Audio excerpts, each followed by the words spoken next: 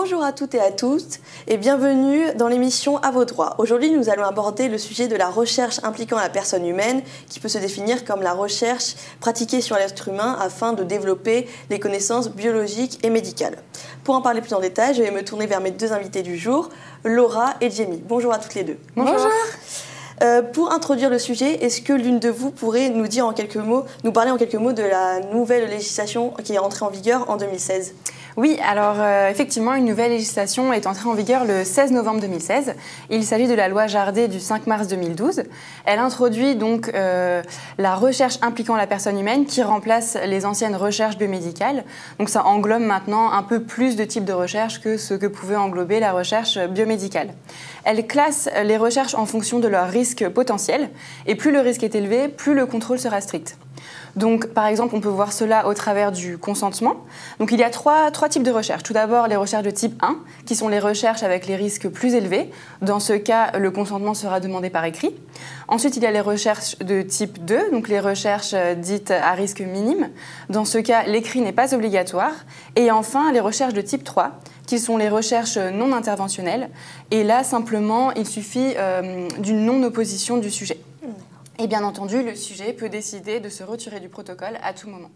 Mais alors, vous parlez du consentement, mais c'est vrai qu'en droit français, on sait qu'il y a des catégories de personnes qui sont dites incapables d'exprimer leur consentement. Est-ce qu'une recherche peut s'organiser sur ces catégories de personnes ?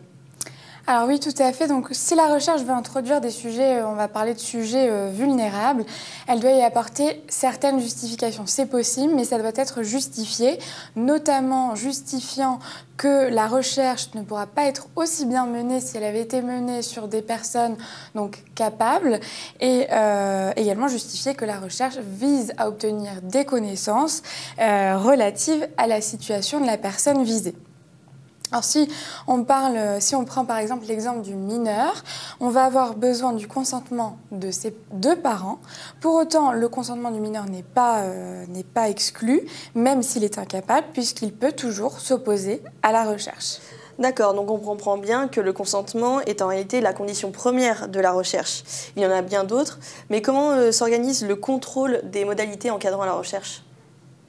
Alors, ces modalités de contrôle diffèrent selon le type de recherche envisagée. Et je vais reprendre la distinction tripartite que Laura avait utilisée. Donc, pour les recherches interventionnelles de type 1, et donc tu l'as expliqué, celles qui comportent un risque le plus important, elles vont nécessiter un double contrôle. D'une part, il va falloir demander l'autorisation auprès de l'Agence nationale de sécurité et du médicament, qu'on appelle ANSM.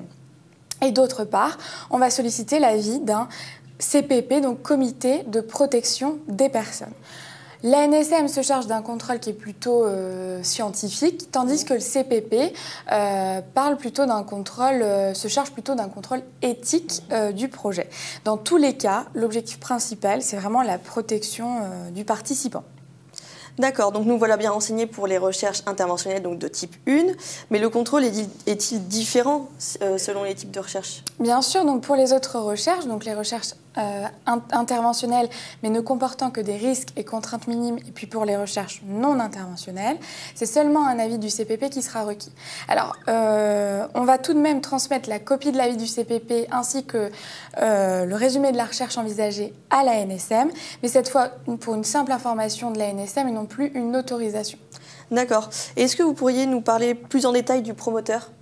Bien sûr. Alors, en fait, la recherche impliquant la personne humaine est basée sur un couple promoteur-investigateur. Donc, le promoteur, c'est la personne qui va chapeauter la recherche. C'est le responsable de la recherche impliquant la personne humaine.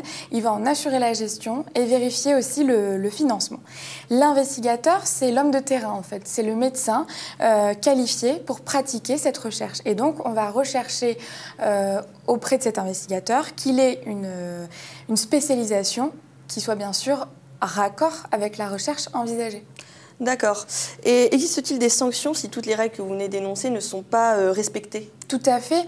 Donc, si l'investigateur et le promoteur ne demandent pas ces autorisations auprès du CPP et de l'ANSM, ils encourent une peine d'1 an d'emprisonnement et de 15 000 € d'amende. Cette même peine peut être quintuplée si jamais le promoteur ou l'investigateur sont une personne morale. D'accord, merci beaucoup. Donc on comprend bien que les protocoles de recherche sont très contrôlés. Malgré tout, il reste tout de même des risques inhérents à la recherche et quels sont les mécanismes prévus en fait, pour maîtriser ces risques? Alors oui, effectivement, il y a plusieurs mécanismes prévus, notamment le fait que le promoteur, donc qui est la personne en charge de la recherche, comme l'a expliqué Jamie, doivent souscrire à une assurance de responsabilité civile. Cela permet effectivement, dans l'éventualité où le risque se réalise et qu'un dommage survient, de pouvoir indemniser le participant à la recherche. Dans le cas où le promoteur ne serait pas responsable, cette indemnisation est laissée à la solidarité nationale, donc à l'ONIAM, qui est l'Office national d'indemnisation des accidents médicaux. Également, on demande aux volontaires sains de respecter une période d'exclusion entre deux recherches, c'est-à-dire que le volontaire doit avoir une période où il ne participe à aucune recherche dans l'éventualité où il souhaiterait participer à plusieurs recherches l'une après l'autre. Ceci est fait dans le but d'éviter des interférences entre les substances que la personne aurait à ingérer et donc évidemment de ne pas le mettre en danger et aussi de ne pas biaiser les résultats de la recherche.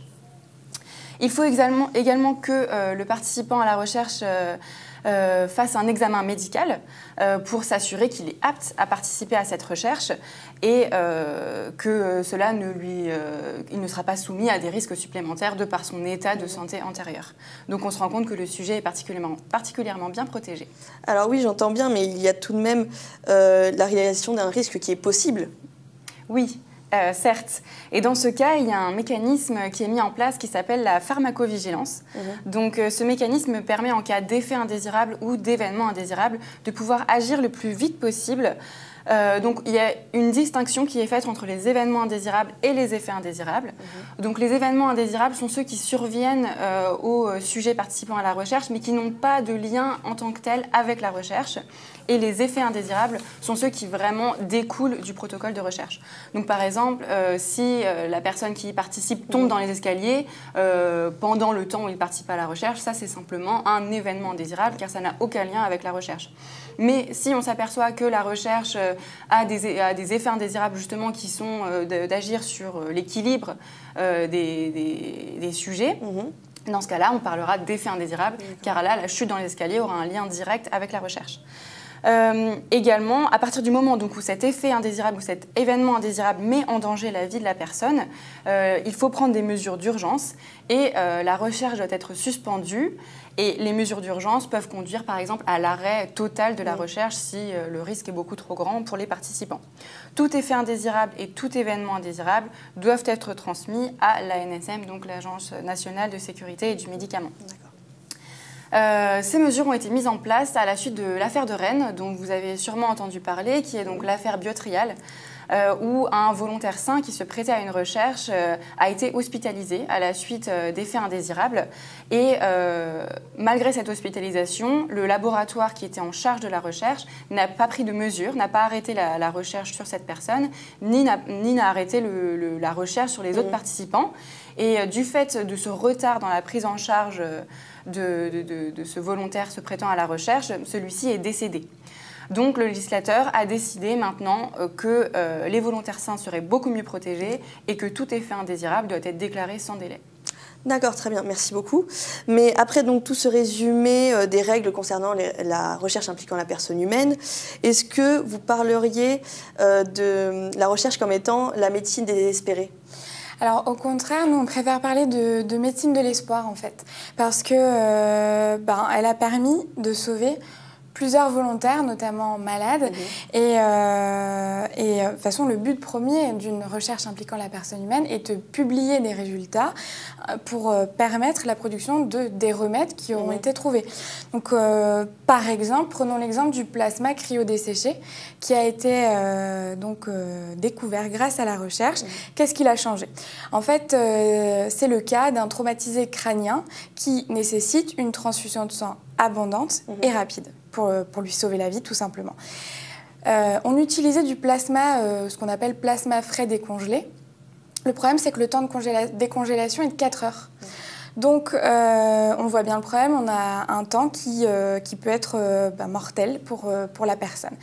Et la recherche a mis au point donc, le plasma cryodesséché qui, lui, est transfusable au bout de 6 minutes seulement et qui, au bout de 6 minutes, donc, peut être transfusé et sauver la vie de la personne. Donc, on voit bien que la recherche a permis de sauver des gens. Donc, on peut effectivement parler de médecine de l'espoir. Très bien, merci beaucoup. Je pense qu'on a fait le tour du sujet qui est la recherche impliquant la personne humaine. Merci à vous d'avoir répondu à mes questions et merci à vous de nous avoir suivis. Au revoir.